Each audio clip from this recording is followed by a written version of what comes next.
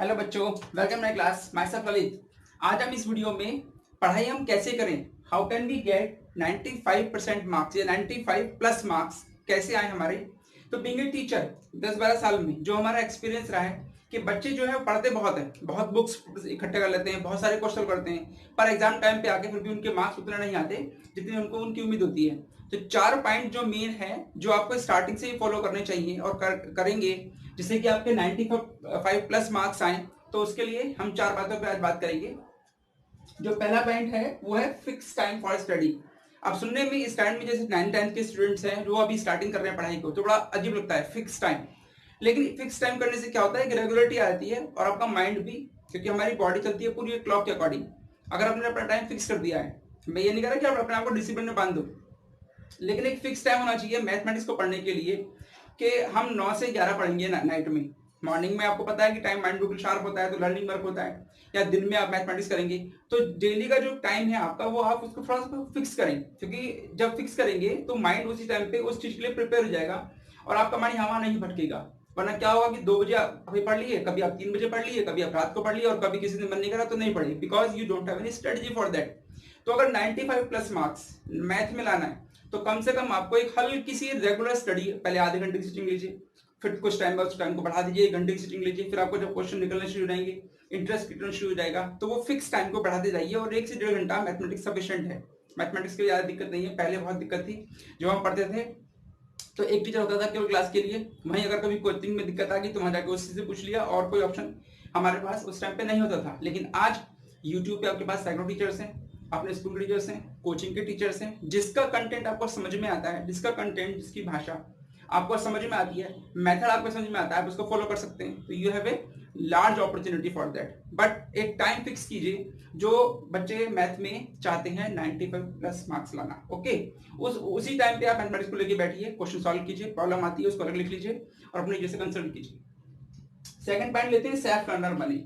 अब ये जो 21 सेंचुरी चल रही है, इस 21 सेंचुरी में स्टूडेंट स्मार्ट है, नो डाउट, नॉलेज बहुत है, आईटी की नॉलेज बहुत है, कंप्यूटर नॉलेज है, उसको पूरा वो समझ लेता है उस चीज को।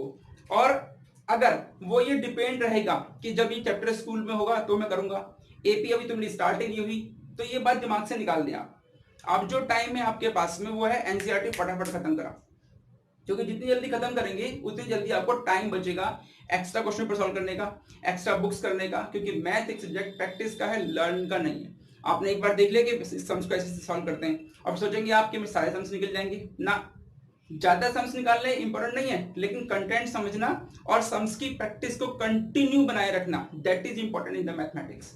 तो मैंने एक पॉइंट क्या दिया है, सेल्फ लर्नर। सेल्फ लर्नर का मतलब क्या होता है कि don't depend on your teacher, when your teacher start this topic then you have to be start this topic ना।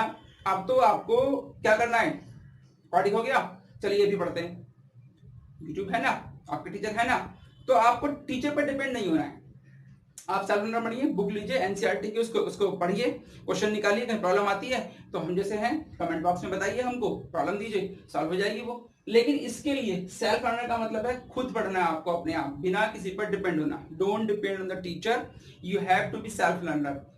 चैप्टर कौन सा पढ़ना, सरफेस एरिया निकालो। आप सोचते नहीं कैसे नहीं होगा, आराम से होगा, कंटेंट बहुत है आपके पास में। तो इट इज इंपॉर्टेंट पॉइंट, आज की डेट में बच्चे को सेल्फ लर्नर बनना ही पड़ेगा।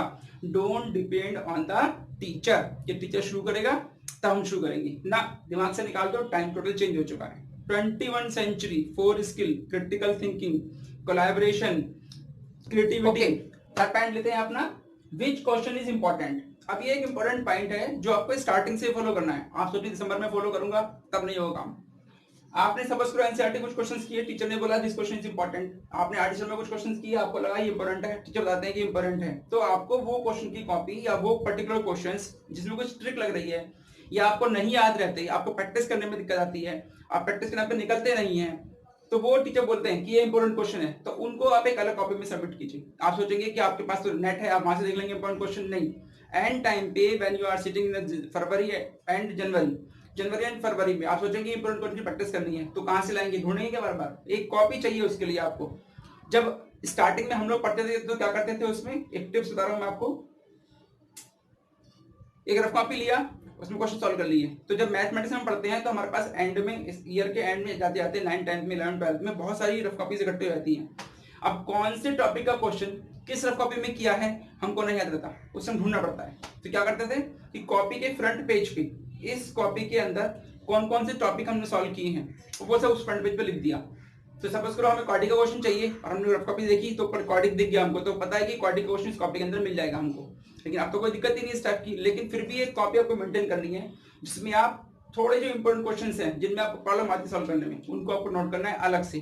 तो आप साल के एंड में जाकर देखेंगे कि आपके पास एक बहुत अच्छा कलेक्शन बन जाएगा इंपॉर्टेंट क्वेश्चंस का, और एग्जाम टाइम पे बिल्कुल भी दिक्कत नहीं होगी उन क्वेश्चन करने के लिए, क्योंकि जनरल क्वेश्चंस हैं वहां दिक्कत आती नहीं है, बच्चे आराम सॉल्व कर लेते हैं, आप लोग सॉल्व कर लेते हो आराम से। दिक्कत कहाँ आती है, जो थोड़े से टिपिकल क्वेश्चन होते हैं, जैसे हाइट डिस्टेंस है, क्वेश्चन नंबर 14 हुआ, क्वेश्चन नंबर 16 हुआ, ऐसी हर टॉपिक में कुछ क्वेश्चन होते हैं जो दिक्कत करते हैं स्टूडेंट्स के लिए। तो उसके लिए क्या करें, आप एक कॉपी बनाएं अलग। तो जैसे सर ने बोला इंपोर्टेंट क्वेश्चन है, कहीं से देखा आपने इंपोर्टेंट क्वेश्चन है, उसको आपने इसको अलग कर लिया, तो एक इंपोर्टेंट क्वेश्चन की कॉपी अलग बन जाएगी, जो साल के स्टार्टिंग में ध्यान रखनी है आप। ठीक है, नेक्स्ट क्लास पॉइंट है एक्स्ट्रा बुक।